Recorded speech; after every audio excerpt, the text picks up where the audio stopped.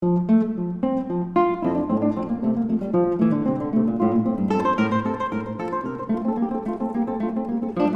it's great to have you joining us for this summer session that we're doing of our class. We, in the spring, did a series called Women of God Who Shaped History. And I told you there were a couple that I was going to hold off until the summertime because not only was I running out of weeks, before I ran out of women to cover here, but at the same time, I knew that these were going to be a little bit more complicated stories and might take a little longer than my assigned time in my live sessions at church. And so this one may go a little bit longer. You can listen to it in two sections if you need to, but nevertheless, I think these are interesting stories. Two women who are contemporaries of each other. One is Renee of Fererra, and the other is Jeanne d'Albret. Jeanne was about 18 years younger than Renee, but nevertheless, they lived at the same time and had some correspondence and some acquaintance with each other. And both of them were very important in the time of the Reformation as it was just getting started, but the Reformation as it was unfolding in France. You know that in France it was a complicated story. There were some nations that just sort of sided with the Reformation and off they went. But France, of course, wound up being officially Catholic after all the work was done and the dust had settled. But nevertheless, the period of time in which the Reformation was getting going was really a very interesting one. And these two women especially had a strategic role to play. And so I'd like to look at Renee this time. The next time we're together, which will be in a couple of weeks or so, we're going to come back and pick up Jeanne d'Albret. And that'll round out this series that we did dealing with women of God who shaped history. The life verse that I've chosen for Renee is one I hope she'd agree with. I certainly think the review of her life will substantiate the appropriateness of this verse, but it's found in 2 Corinthians from the Apostle Paul, in which he's writing about himself, but I think what he says here could easily be applied to Renee as well. We are hard pressed, Paul says, on every side, but not crushed. We're perplexed, but not in despair. Persecuted, but not forsaken. Struck down, but not destroyed. Always carrying about in the body the dying of the Lord Jesus, that the life of Jesus may also be manifested in our body. So keep that in mind. We'll be referring back to it occasionally as we go along. But before we get started, let's just have a word of prayer and ask God's blessing on this time together. Our Father, we are deeply grateful that we have the opportunity to continue reviewing important people in history that have been so used by you to accomplish good things. And we thank you that we are the heirs of the work of Renee of Fererra. We pray that we would have some appreciation not only of her, but also of your work in her. And so we commit this time together now in the name of Jesus. Amen. All right, well, it's an interesting problem how to tackle this. I'm going to actually tell the story against the backdrop of who was ruling in France. And we're going to go back to the first of these rulers that I want to mention, Charles VIII, who ruled from 1483 to 1498. Remember, Columbus sailed the ocean blue in 1492, so this is right in the middle of Charles' rule. He was only 13 years old when he took the throne of France. He married a woman by the name of Anne of Brittany, and that was in 1491. Now, if you're not sure where Brittany is, you can find it on a map. It's on the northwest of France. It's that red little section there. It was a province within France, very important one. And so he married Anne, but he died while still fairly young without children. And so that brings the next ruler, who is Louis XII. Louis XII rules for 17 years, from 1498 to 1515. He was not a descendant, of course, of Charles, who died without children, but he was a cousin. And so cousin Louis marries the widow of Charles, marries Anne, and the two of them have two children, both women. One is named Claude, C-L-A-U-D-E. It looks like Claude, but the pronunciation is Chloe. And the other one is Renee, the woman that we're interested in. She was born in 1510. And so these two are both daughters of King Louis. That's a rather important part of our whole story here. Well, Anne herself died at a fairly young age. She was still fairly young, and she died in 1514. Renee herself was only 3 years old.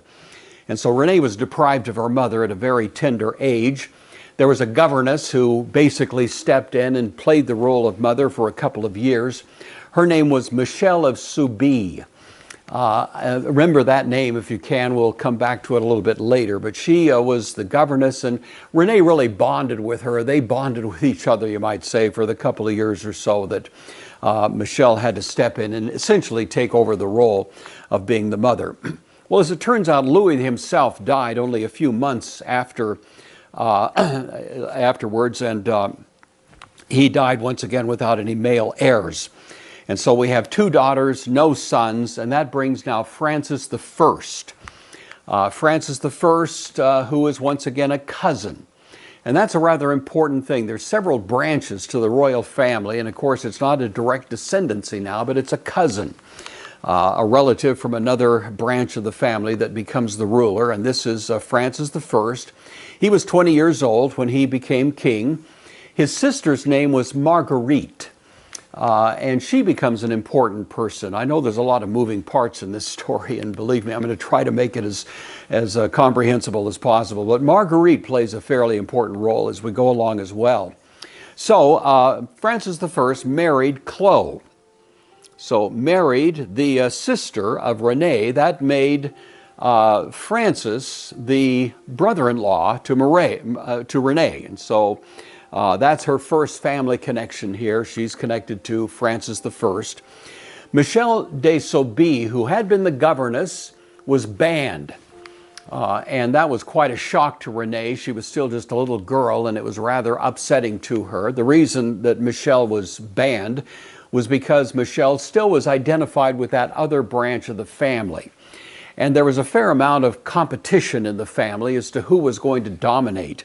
And so part of the strategy was that Francis wanted to eliminate anybody from the court who might have any kind of inclination to try to bring that other branch of the family back in. It's kind of a brutal story, but that's really what happened. So Renee is left without her governess, without her mother. Her older sister, Chloe, who is indeed the queen now, the wife of Francis, kind of takes Renee in for the next few years, and Renee is more or less tied to her. Francis, for his part, is doing everything he can to consolidate power in France. You know that 1515 is a rather strategic year. That's when he became the king. Martin Luther hammered the 95 Theses on the church door of Wittenberg in 1517, just 2 years later. The Diet of Worms took place in 1521. John Calvin was getting underway in 1530. So the point is, Francis I is ruling France at a time when the Reformation is really getting some traction, especially in Germany, especially in Switzerland, and even in England. You know, it's Henry VIII who's going to start parting company with the Pope about the same time frame. The reason this is happening is because up until this time, the Pope was exercising astronomical power over the nations of Europe. Of course, Europe at this point was still sort of discovering the nation-state kind of political entity. Feudalism had been the order of the day earlier. The Crusades had taken place roughly from 1100 to 1400 or 1300, something like that. And that had consolidated a fair amount of power to the Pope, and the Pope was able to exercise that power. You might even say the Pope had more political power and political clout than religious, you know, at this point, although he was also very important religiously, obviously. But these rulers of these nation states were beginning to feel the pinch. They wanted to separate themselves and become a little bit more independent. And so that's what Francis was trying to do, wresting control away from the Pope, who was Leo X. You know, Leo X was the Pope. Giovanni de' Medici, you know, he was the Pope there at the time of the beginnings of the Reformation. He was the one that was really hostile to Luther and issued some, encyclicals against him, that kind of thing. So this is what's going on during that period of time. Marguerite, for her part, was very sympathetic to the Reformation. She never formally declared allegiance to the Reformation, but she was impressed. She'd read the writings of Luther, especially in the 1520s. She felt like the man was really onto something, and so she was sympathetic. And that is certainly part of the story as it unfolds here. Well, Chloe, the older sister of Renee, died in 1524, so just right in the middle of these 1520s. And at that point, Renee, who's now in her early teenage years, is once again kind of cast adrift. And it turns out that Marguerite, who is the sister of the king, takes Renee in and becomes, you might say, the next sort of mother figure for Renee. But of course, Marguerite is pretty sympathetic to the Reformation, and that has some influence even on Renee at an early age. Francis himself was not opposed to the Reformation, at least at the beginning. Later on, of course, he became a great enemy of the Reformation, but right now, he sees this maybe as a means of getting a little bit of his own independent authority going, and so he's not hostile to it yet. But something interesting happened. This is 1525, so right in the middle of these 1520s. He went to war against Spain and lost, and he was actually imprisoned and fell into extremely ill health, so much so that there was some fear that he would probably die in prison in Spain. His sister, Marguerite, intervened. She went to Spain. She pleaded with the ruler of Spain that her brother, Francis, would be released because of his ill health and so on. And in fact, she prevailed.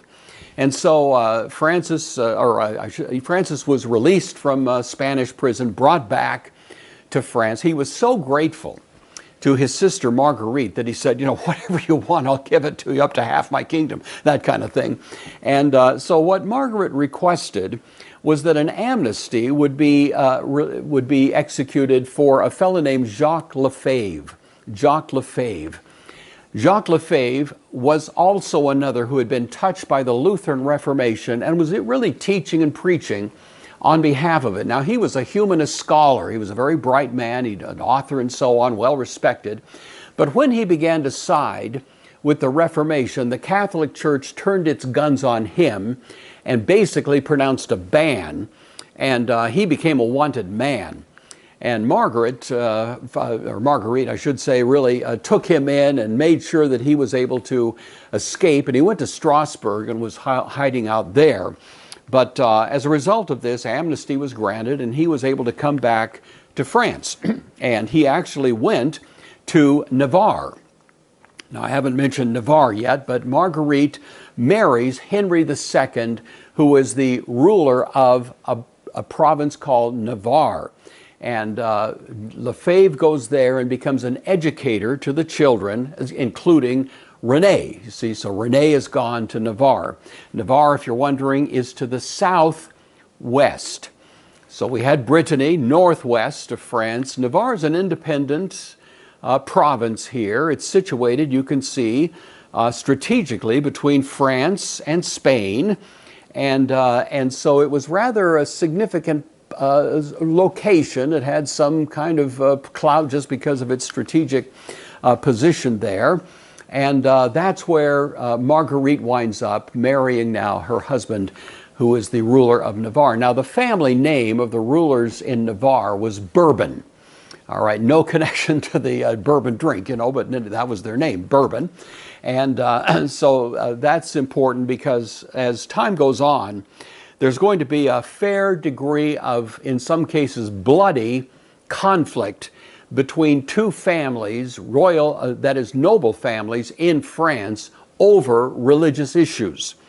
The Guise family, G-U-I-S-E, will be the strong Catholic family. The Bourbon family is going to be the strong Protestant family, and there's going to be a fair amount of bloodshed in future years, between those two. So keep those two names in mind, Guise on the one hand, Bourbon on the other. All right, well, Marguerite is there in Navarre, and she brought Renee with her. And so now Marguerite and Renee are there in Navarre, and Jacques Lefebvre is there as well. So for about a year, maybe a year or two, he becomes the chief educator of the children, the noble children in Navarre, including Renee. And Renee just devoured the writings of Lefebvre and hung on his every word. She loved him, and she, I suppose it was that point, now she's in her mid to late teenage years, she just sees the light, you might say, at least from a Protestant perspective, of the teachings of Luther, justification by faith, and so on. All of these great themes of the Reformation just got into her, and I think it's safe to say that it was probably around that time that she embraced all that. In 1528, now she's 18 years old, Francis, who is, you know, the ruler of France, and is Renee's, brother-in-law now, orders Renee to marry. That may seem odd. Certainly from our point of view, it is a little bit odd, but that's the way royal weddings tended to take place in those days. And so Francis ordered Renee to marry a fellow by the name of Ercole.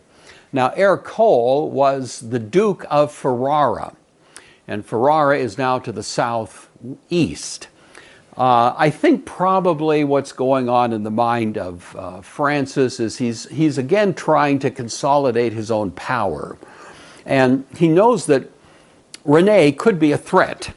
You know, now she was the daughter of a king. She's now the sister-in-law of the king. And even though she's probably not going to become the ruler, you know, in France, nevertheless, she is in a position where she can have some influence. I think he's trying to neutralize her a little bit. And so he actually ordered her to marry Ercole, who was the Duke of Ferrara. And he was kind of a second-rate duke, if you know what I mean. He doesn't have great power, but nevertheless, he has some. And so Francis wants to kind of get Renee off there where she's not so much maybe of a threat to his own power. Not sure about that. There's some speculation, but that may be what's motivating him, kind of a political agenda going on. Ercole himself actually viewed the whole thing as a big mistake. He wasn't particularly drawn to Renee, and Renee certainly didn't view this as a great prospect for her, but nevertheless, in obedience to the king, she does in fact do what she's been commanded to do. If you look at a map, you'll see that Ferrara is in the north of Italy, what we call Italy. Now, you know that Italy at the time was not consolidated. There was no nation of Italy as such.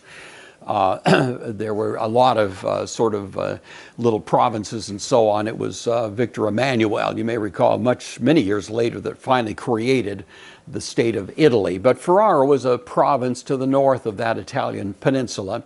And so he, once again, is in a position that has a little bit of strategic power. Ferrara is, in a sense, caught between the authority of France on the one hand and the Pope on the other, who of course is in Rome. And Francis, the king, and the ruler, the Pope, don't get along very well because Francis is trying to bring more and more independent authority to himself. And so we have Renee now, or Renee in that situation there. All right, well, they marry, they have 3 kids, more or less in rapid succession. The first of these children is Anne. Anne is the youngest, born in 1531. She will play a very interesting role later because she's going to marry one of the Guise family. I mentioned they're the strong Catholics. And Anne marries Francis, Duke of Guise. And that's going to create some real tension later, as we're going to see. Alfonso is her second child, a son. He'll become the Duke of Ferrara eventually, and he's also going to be Catholic. And so we have 2 kids of Renee who are both going to be pretty hostile to her in some ways. Not hostile to the point of bloodshed or something, but nevertheless not sharing her religious outlook, and so that's going to complicate the whole story. Lucretia, the third child, was born in 1535. She kind of goes off and is of less importance in our story at this point, but nevertheless, those are the first 3 kids that come on the scene. It doesn't take long as we follow this story to see a certain degree of rising conflict between Ercole and Renee. As I say, Ercole is sort of caught between Francis on the one hand, the Pope on the other, and he is aware soon enough that Renee has a fair amount of affection for, and she's very impressed with the Reformation. She's kind of absorbed Jacques Lefebvre and that education, and that's had an impact upon her. I think that may be the reason that Ercole demanded the recall of Michel de Saby. She had joined Renee for a while. It was a great reunion, but she also was pretty warmly disposed toward the Reformation, and Ercole is a little worried. Things may be getting a little out of control there. And so that was his demand, that Michel disappear from the scene, which she did.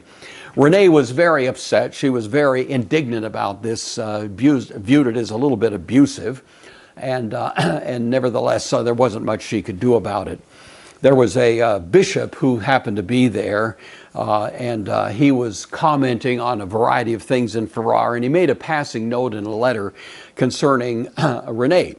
And he said, quote, Madam the Duchess, Renee, has not appeared in public since the departure of her companion, referring to Michel, nor put foot outside her apartment, where she is served by her maids of honor and where no one is permitted to see her. So you can see that Renee is a little upset and kind of becoming somewhat reclusive at this point. It's very interesting that it was at this moment, this is 1536 now, that a fellow by the name of John Calvin dropped by.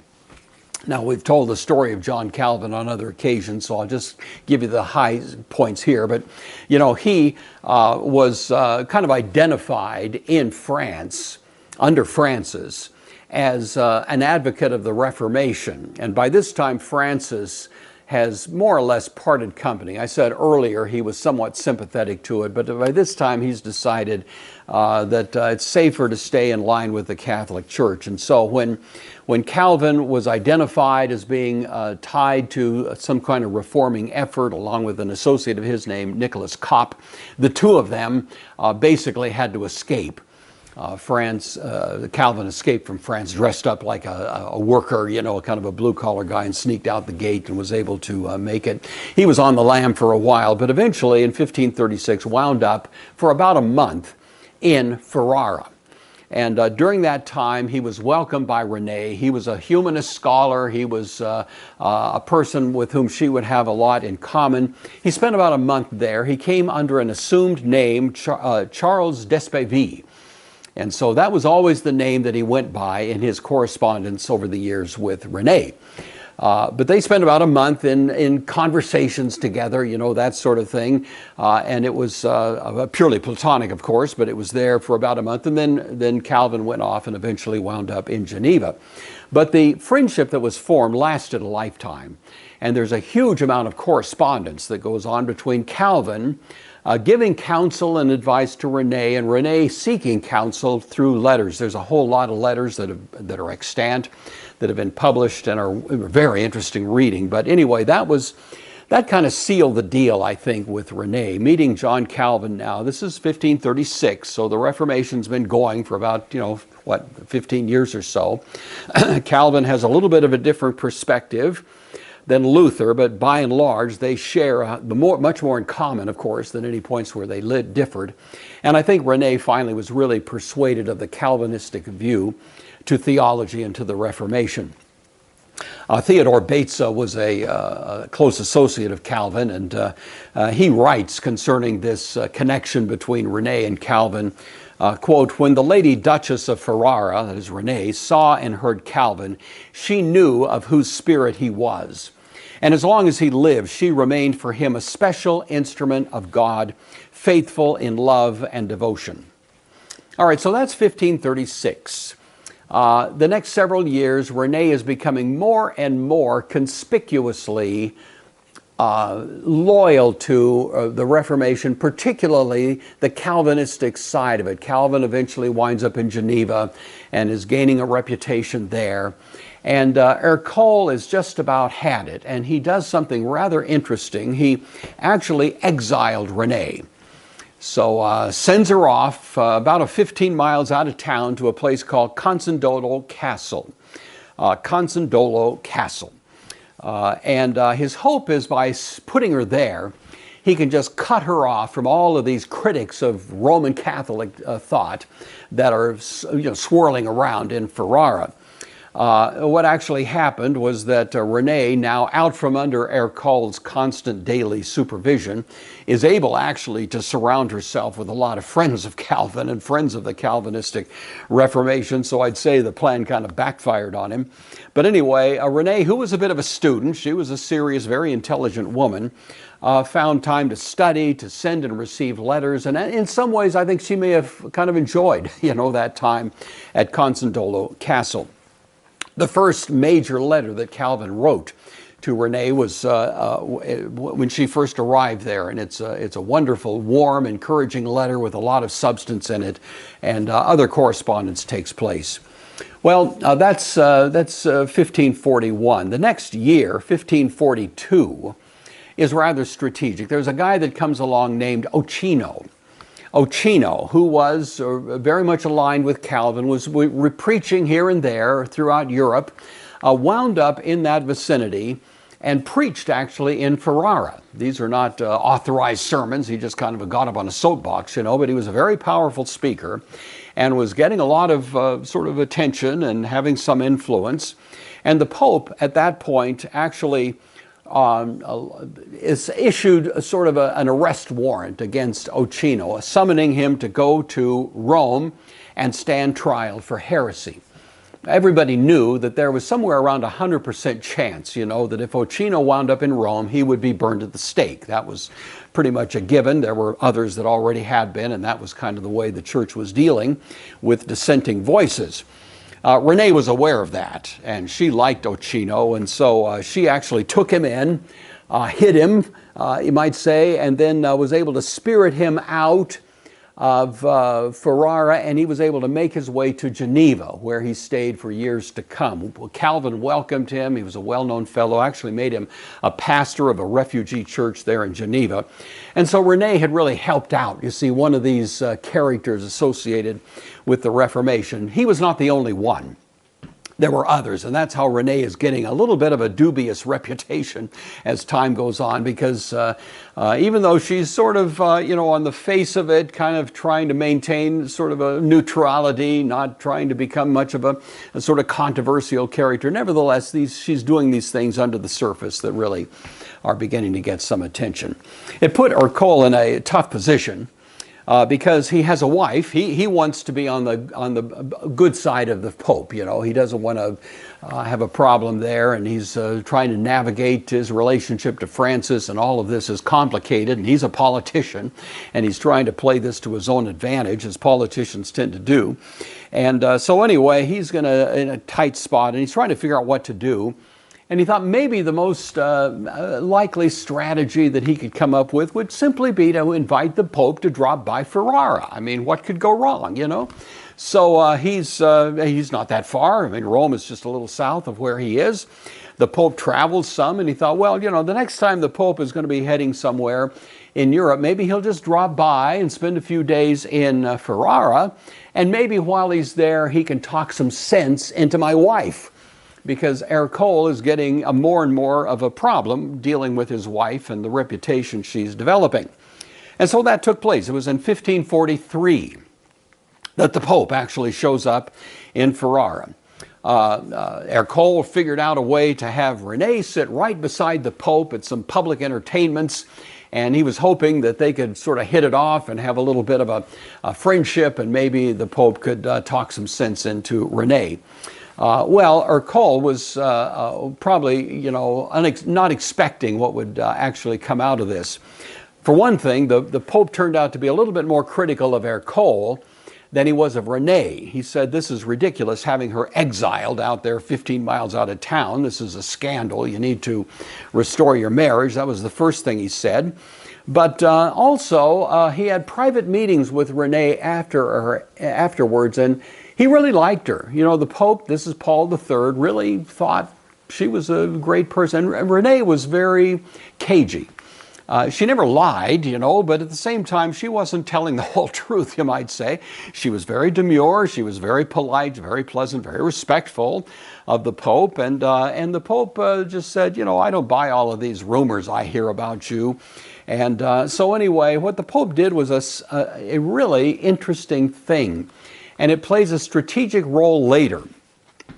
I liken this to getting like a get-out-of-jail-free card from Monopoly, you know what I mean? He issued a document signed personally by the Pope, basically saying that she was exempted from any ecclesiastical tribunal, any sort of lawsuit that might be brought against her based on allegations of heresy, with the sole exception of an inquisition in Rome, and that never happened. But basically, any lesser sort of litigation against her, sponsored by the church, she had, in a sense, a piece of paper that exempted her from that. That's how much he was impressed with her. And she just took that in, said, thank you very much, appreciate that, tucked it away for future reference in case she needed it, which in fact, eventually she would. Well, so that play on the part of Ercole didn't turn out so well. As it turns out, the Pope thought, Renee was a perfectly lovely person, didn't see any reason for all of the clamor that was surrounding her, and he went on his way. Meantime, Renee continues in the same vein. Only a couple of years later, 1547, Francis dies. And so the brother-in-law to Renee is now out of the picture, and this brings Henry II, who rules from 1547 to 1559. And so if you do the arithmetic here, you see that now Renee is going to be the aunt, or aunt if you prefer, to Henry, because this is a direct descendant now of Francis. So Henry II takes the throne. His parents were Francis and Chloe, the older sister of Renee, and Henry married, when he was 14 years old, a woman by the name of Catherine de' Medici. Now, if you know anything about this history, you know Catherine de' Medici is a fairly well-known figure. She was the last of the Medici family there, associated with Florence and the Renaissance and all of that, And but she had married into the French family here in her marriage at a young age to Henry. She plays a very important role. I'll say a little bit about her in this presentation. When we get to Jeanne d'Albret, the other woman we want to cover in connection with this, Catherine will also play a role there. So we'll save that a little bit, but she'll be showing up along the way. Anyway, Henry, now the new king, 1547, does an interesting thing right off the bat. He wants the daughter of Renee to marry a nobleman in the Guise family, you see. Renee didn't like this, you can imagine that, but Henry wanted her to marry Francis de Guise. And remember that the Guise family generally were the ferociously pro-Catholic family, to the point of bloodshed later. And so that marriage is going to take place. There's not much that Renee can do about that. When the king gives an order like that, it's pretty much something you can't negotiate out of. This is a 16-year-old daughter of Ercole and Renee, the firstborn, we mentioned earlier, Anne. And Anne now goes off and marries Francis of Guise.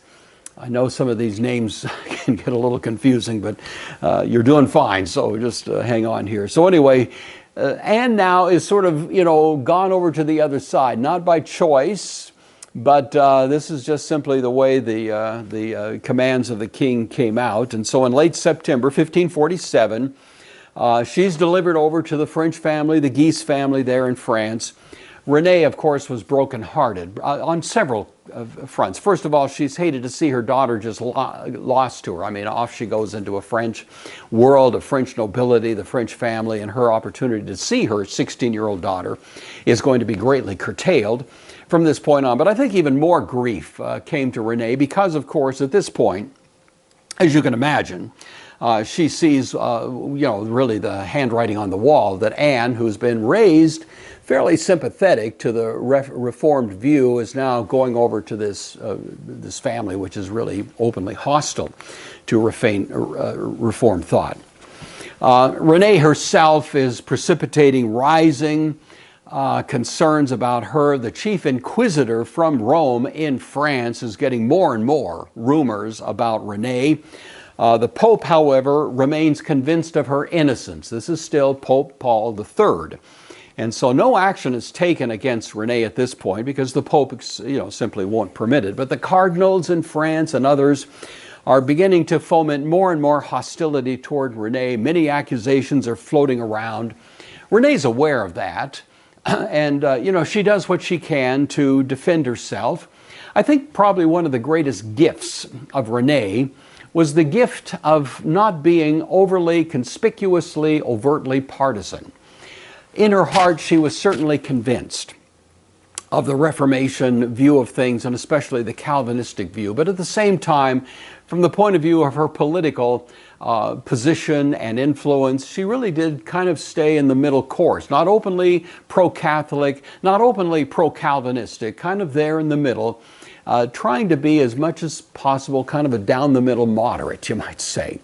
Now, whether we endorse that or not, I'll leave that to your judgment, but that was really kind of her gift, and she had done that really to a fine art. And as these rumors are swirling, and some of them were, of course, rooted in truth. I mean, she was, in fact, doing what she could to help people in the Reformation movement. Nevertheless, she's trying to give herself a legitimate defense here. She wrote a letter to her husband in that connection, in which she says this, in part, quote, "I thank God that I've done nothing for which I can be blamed by people of goodwill.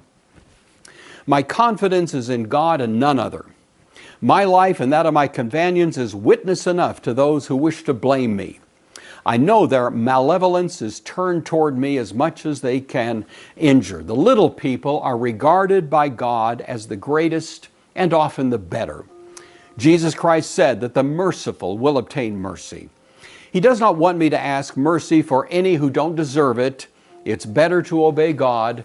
You can see a kind of conciliatory sort of flavor to this letter in which she's trying to convince Ercole, her husband, that his own hostility to her is really not warranted. All of these things came a bit to a head in 1549, 1550, and connected with another fellow who was a preacher on behalf of Reformed thought, and especially Calvinistic thought, whose name was Camillo Fanino. He was a very powerful preacher, a little bit like Ochino, but Fanino was still out there preaching here and there, and he came into the vicinity of Ferrara and preached, once again, open air, outside, gained quite an attractive, he was very attractive, gained quite an audience at that point, and Ercole simply arrested him right in the middle of a sermon. Just came up, put him in cuffs, hauled him off, threw him in prison. Well, he'd been in prison before. So far he'd been able to escape, but this time it looked a little bit more serious. Interestingly, he was put in a prison cell that was about a third story with an open window looking outside, and he preached from the prison cell, so he's there in prison preaching through the bars to people that were gathering in great numbers in Ferrara. Ercole was so upset by that, he finally took him out of that cell and put him down in a dungeon somewhere just to keep him from having such an influence. The new Pope, Julius II, was aware of Fanino, and he basically demanded that Ercole burn him at the stake. Just have a summary trial, get it over with quick, put this guy out of the picture permanently. Renee pleaded on behalf of Fanino. She didn't think he deserved this. He was preaching the truth as he understood it. She certainly appreciated his efforts. And so Ercole was caught in this kind of ticklish position. His wife, Renee, arguing vigorously for some kind of clemency toward Fanino, and the Pope, the new Pope now, demanding that he be burned at the stake. Ercole took a middle course, so to speak. He did have him executed, not by burning, but by strangling him. That was viewed as, more humane, if you can believe that. But anyway, Fanino was executed at that point. That took place in 1550. the very day he was executed. Renee wrote a letter to her husband saying, "I can bear my grief better than the poor fathers and mothers and little children of those imprisoned. I beg you, monsieur, to have pity, remembering the charity you owe the poor, and rescue them from the hands so cruel. If I'm in your good graces, to which very humbly I commend myself." But of course it was to no avail. And so Fanino was executed at that point, and that only made the tension in the marriage rise even more. Ercole was feeling pretty helpless because, you see, the problem is he's married to the daughter of a king, and that puts some real constraint on what he can do. She has a fair amount of, you might say, noble class, and actually it's to a significant amount of benefit flows to Ercole by virtue of this marriage. And so he doesn't want to muscle her too much, because he puts himself at risk by doing that. But at the same time, she's becoming, from his point of view, kind of a loose cannon here, on behalf of the Reformation. Renee knows that things are getting a little dicey. She actually sought help from John Calvin as to just how she should navigate all of this. Calvin himself, in responding, decided it might be advisable to send, kind of under wraps, some people to help Renee, to give her some counsel along the way. There was one who suggested to Calvin that he send a counselor, of which she has great need, being surrounded by wicked men whom she cannot send away, and having for almoner only a monk, who is much more concerned with advancing himself than serving God. And so, as a matter of fact, two women came, friends of Calvin, to be ladies-in-waiting, servants and friends to Renee. That took place in 1553. Ercole figured out what was going on here, and actually at this point decides to sort of pull the trigger a little bit. He wrote a letter to Henry, that is the king, Henry, about Henry's aunt, Renee, And what he says is putting it pretty bluntly as to what Ercole thinks of Renee. This is Ercole now writing to the king. "She, however, refused to bow to my wishes and commands. I sent a priest to go and celebrate Mass with my daughter, but she refused to permit it. I sent the Bishop of Lodi to persuade her. I sent my sister-in-law, Madame Gonzaga, to take my daughters to a convent and keep them there until I make other arrangements. In spite of all this, she persisted. All of this is because she's refused the priest and his ministry and calls him a devil. I'm hoping that being deprived of her daughters will force her back." There's two daughters by this time, besides Anne, who's, of course, out of the picture. "But for now, I cannot allow them to live with her. I've written because I'm sure that Lodi would not give you a full account of the matter. I beg you to find some good Catholic theologian who can bring her back. You know the dire consequences if she refuses such a theologian." So what Ercole is doing is saying to the king, "Look, would you please send somebody who could talk some sense into my wife? She just seems to be wandering further and further away. And, Ercole feels helpless, and he hopes the king can pull rank here. And so he does get involved. He's more concerned about politics, frankly, than he is about religion. He's a politician, and he sees Renee as a possible political threat, and that's really what's motivating him. But he sends a fellow on his behalf, higher up in the Catholic Church, named Matthew Henri. And the instructions that are going back, that accompany Henri, this is the letter from Henry the King to Ercole, in response, say that Henri is to reduce and bring back into the fold of Jesus Christ the said lady, namely Renee, who has permitted herself to fall into the abyss of these evil and damnable opinions, contrary and repugnant to our holy faith and religion. Instead of following the example of her progenitors, who by a singular zeal had always protected our holy Catholic faith, chose to live so pertinaciously opinionated, a thing which displeases the king more than anything in the world, and would be reason to cause him to forget entirely the duties of a good nephew to his wife. So Henry is pretty much on the side of Ercole here, and wants to put as much pressure on Renee as possible to try to force her to cave in, you might say. And so Ori is given great authority by the king to go and basically threaten Renee with all kinds of things: deprivation of goods, deprivation of servants, her daughters especially.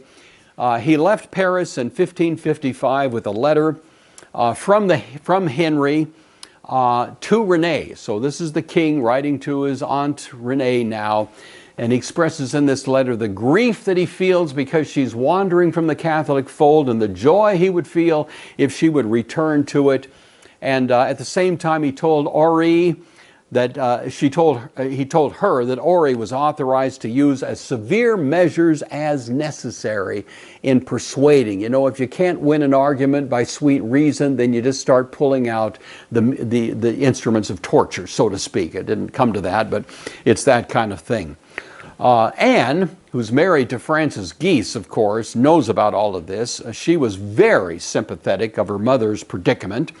Anne always had strong loyalty to her mother in spite of the alignment of her marriage with the other side. And so she was really concerned about what might happen to Renee. She knew the peril that Renee would be in if she were actually officially declared to be a heretic, you know, which was about the worst thing that could happen. And it was at least a possibility that something like that might occur. Anne decided to send someone who she thought would be able to help and counsel Renee to navigate this ticklish situation with Ori coming. The fellow's name was Jamay, so he sent her. Anne didn't know it. She probably suspected it, didn't know that Jamay was actually a secret Protestant. And he sought Calvin's counsel as to how he should counsel, Renee on his way. And Calvin wrote a very, very carefully worded letter to Renee because it was possible this letter could be intercepted, so he wanted to be as cagey as he could be. But this is Calvin now writing to Renee. I've been in great anxiety as to your situation. And with this update from Jamay, I'm sending one to help guide you in this perilous moment. I'd like to come myself, but I'm constrained here. So I send Francois Moret. I know the names are similar. Jamay Moret. He's well qualified to assist you in this moment. He has the advantage of noble birth, even though that hardly matters in a situation like this one. Calvin said he is characterized by the qualities of modesty and humility. I hope you'll receive him not as one sent by me, but as one sent by the Lord. Moret will advise you of a woman I recommend who would be of great assistance to you as you navigate these waters. I commend you to God's safe keeping. Signed, Charles Despavie, a.k.a. John Calvin. Well, Renee appreciated all of that. She's still facing increasing pressure. Jamay and Moret also arrived there in Fererra about that time, July of 55. But she's facing daily accusations of heretical belief and action. Henry is commanding, now this is the king, commanding Renee be put into solitary confinement or worse until she recants of this Protestantism that's obviously infecting her. Her servants were removed, her daughters were sent off to a convent. She wasn't permitted to see anyone for the most part.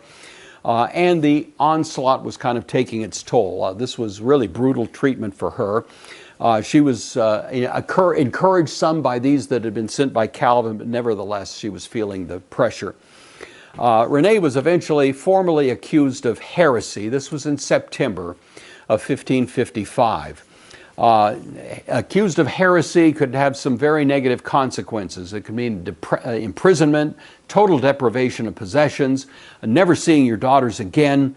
And yet she seemed to have a certain calm about her, even in the face of all of this threat.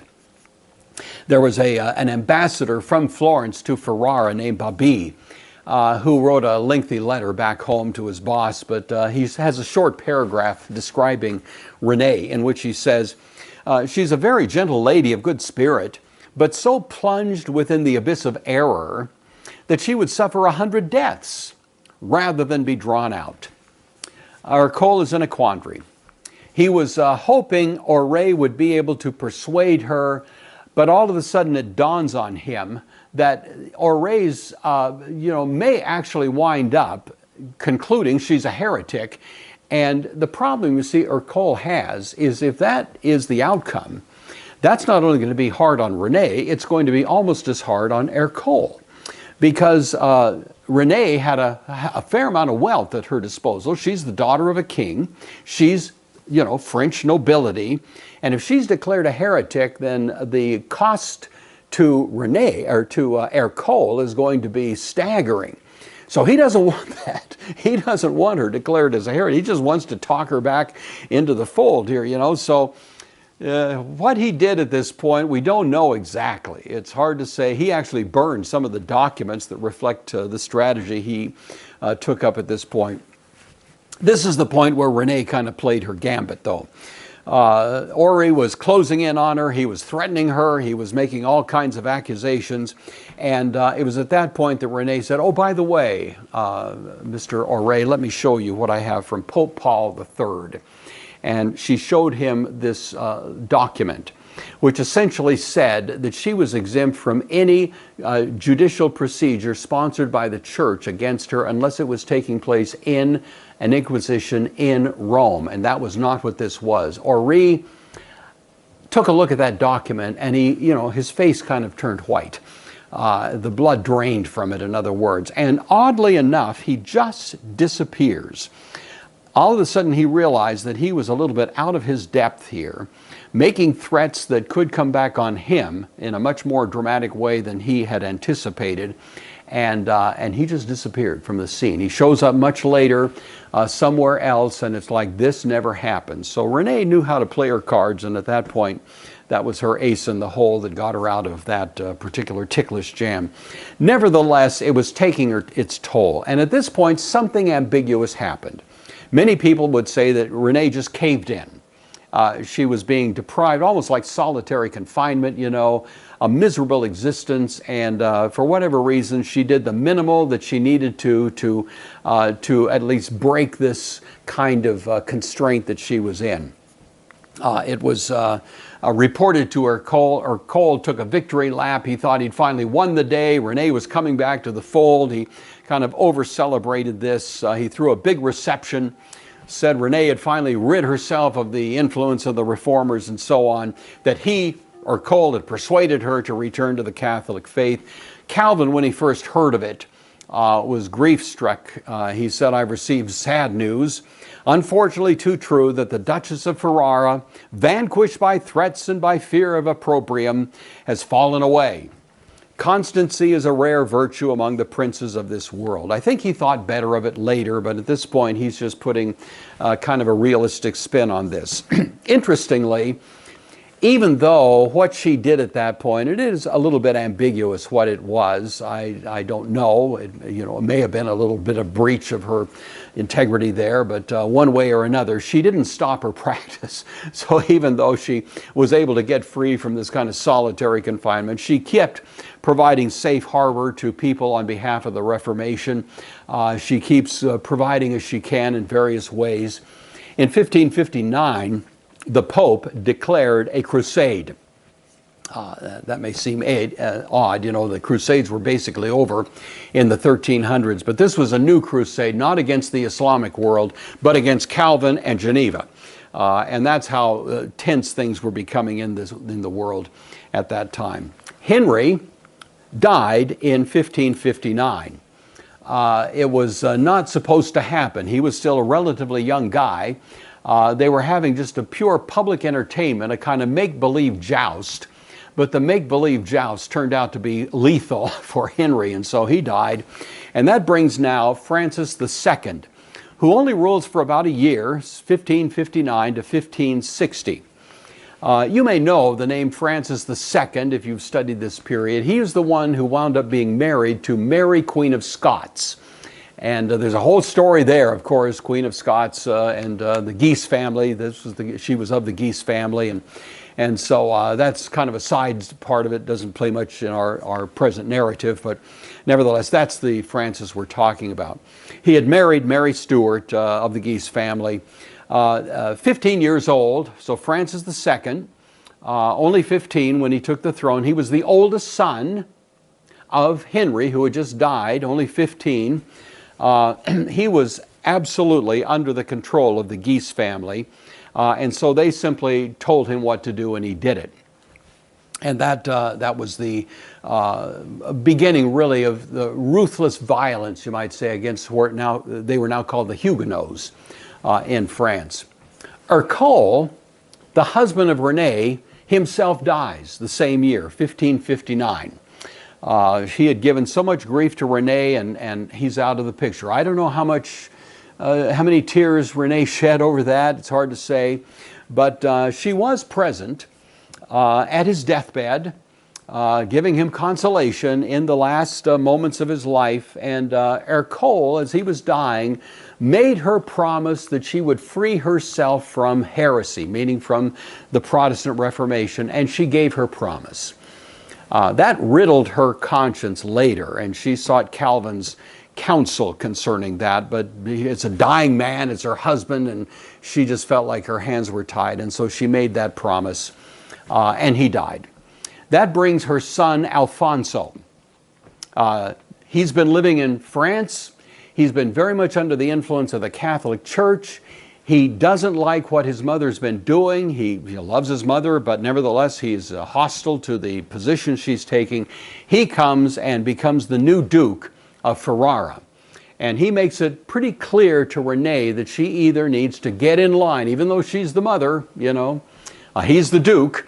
And so he says she either needs to get in line with his Catholic, not only faith, but politics, or she needs to leave Ferrara. Kind of an ultimatum that winds up at that point. Well, still, Francis II is ruling. He ruled and beginning in July 1559 through early 1560, he authorized, or I should say the Guise family got him to authorize a vicious, violent attack against the Huguenots, really the worst that had happened so far. They destroyed houses of worship, they executed Huguenot worshipers that were there, and so on. And that was kind of the beginning of the real violence, the violent decade, you might say, in France over the religious wars. Renee, for her part, did leave Ferrara. She knew that not only what was happening in France, but also this very tough relationship with her son required it. And so she wrote to Calvin seeking counsel at that point. But with his blessing and so on, she left September 1560, and she came to a city called Orleans in France. And it was known to be a place where the Huguenots had a certain degree of control, but when she got there, she realized it was a besieged city, that the violence that was threatened at that point was significant. She didn't stay there for long, but what she was hoping to find was a little bit of a refuge herself in Orleans. It didn't turn out that way. Francis himself, the second, died in 1560. In December, he had an ear abscess, and I don't know what happened exactly, but it was a very short reign. And that brought his younger brother now, Charles IX, to the throne. Remember that Francis himself was only 15, and his younger brother, Charles IX, was only 9 when he became the king. So 1560, a 9-year-old is ruling France. The mother of both of these guys, both Francis II and Charles, was Catherine de' Medici, I mentioned earlier. She's the regent. She's the mother acting for her son Francis. And you see, she's not under the control of the Guise family. And she plays a rather strategic role. Now, Catherine de' Medici was a consummate politician. I don't know what her faith situation was, and really I don't think anyone does. I think she was probably more Catholic than anything. But her main concern was to try to find a balance in the powerful forces that were afoot in France. The forces on the one hand of the Guise family, which she thought had been way over the top, and the forces of the Bourbon family, which of course were Protestant. And she wasn't wanting to help either side too much or hurt either side. She wanted to kind of keep them in a sort of delicate balance because that would be best for her own son. If either of these got too much traction, then it would actually sort of sabotage the authority of her son. She wants to protect the balance there in France, at least until her son is able to rule in his own right in a few years. So she's working for that kind of political balance, and in that end, or to that end, she convenes a great assembly called the Estates General. The Estates General in France at that time involved three great segments of the population. There was the nobility on the one hand, there was the clergy on the other, and there was the common people on the third. So the three estates and the third estate, you may have heard that expression, referred to the common people. That convened soon after her young son had become king. That was in December 13th, 1560. And they met for some time, a couple of months, had a lot of committee meetings, a lot of gatherings and so on. Renee was there. Renee played a significant role. She was herself kind of a diplomat. And as a result of that, there was an official declaration of toleration. Renee had a lot to do with the production of that document, a kind of official public declaration that France is going to be a place of toleration. We'll tolerate the Protestants. They won't have quite as much room to wiggle as the Catholics, but we're going to allow official tolerance here. It was after that that Renee, after that conference was over, moved to a place called Montargis. Montargis, she got there in January of 1561. Montargis was a castle, good-sized castle, nice place, surrounded by a town called Montargis, and it had been given to her as a wedding gift. It was part of the asset base that she had, and so she moved there.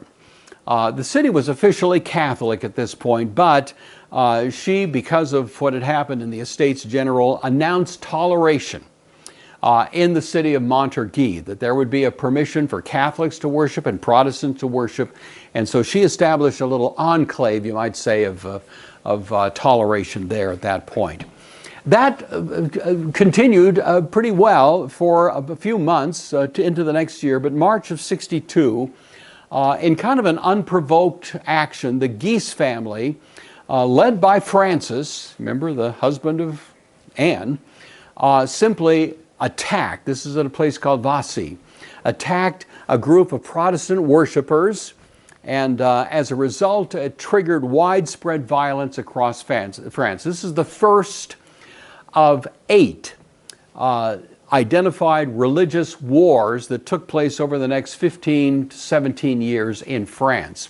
Each one lasting about 2 years, in which you'd have violent civil war, really, between the Guise family and the Bourbon family over religious matters and in some cases political matters.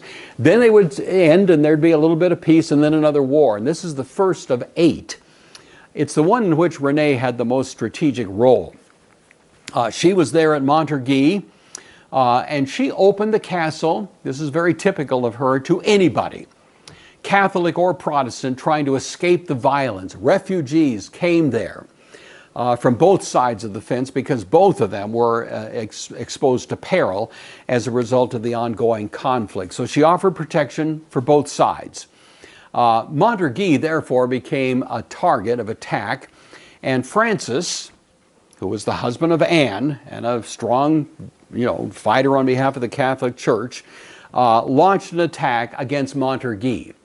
So his mother-in-law now is going to be the target. Renee had some defensive forces at her disposal. Actually, Queen Elizabeth in England sent some military hardware there, some people to fight. The Bourbon family from Navarre sent some soldiers. So there was an ongoing conflict. The place didn't fall, but it reflected this violence that was going on across France. Francis sent an ultimatum to his mother-in-law. And said that she needed to surrender. He would take care of her. He'd put her in a safe place. But Montargis had to be taken by these Catholic forces. She refused to budge. She said, no, this is my home. I'm going to stay here. Francis was outraged at his mother-in-law. And so he dispatched 4 military companies under the command of a fellow by the name of Malincorn to come and forcibly remove Renee from Montargis and take control of that strategic city, which has now become the most independent, at least for a while, in France. Malincorn showed up, said he'd come to protect Renee, that he was going to take care of her, but she refused to be dispossessed. He was prepared to use force, and she gave a very interesting response. She sent a note by a courier to Malincorn, who had these four divisions of military hardware and was ready to attack. And he said, and Renee said to him these words in this letter to him, quote, "Consider well what you are planning to do. There's not a man in this kingdom who can command me except the king himself." She's the daughter of a king, you see. "Should you be so rash as to open a breach in these walls, I shall be the first to put myself there to see if you will be so audacious as to kill the daughter of a king. Nor is my connection with the royal family so slight, nor am I so little loved, that I have not the means of repaying your audacity to yourself and to your family, even to the infant in the cradle." Love and kisses, you know. that was quite a letter. And Malincorn read that letter, and he got a little bit nervous because he realized all of a sudden that he may be a little out of his depth. And he actually went back and went to Orleans, which was the last city that had fallen to Francis, and showed it. And interestingly enough, Malincorn returned a few days later, ordered his troops to evacuate, and away they went. And so that was the end of it. Renee stayed in Montargis, and there was a gradual cessation of violence. In 1563, just the next year, Francis of Guise was assassinated.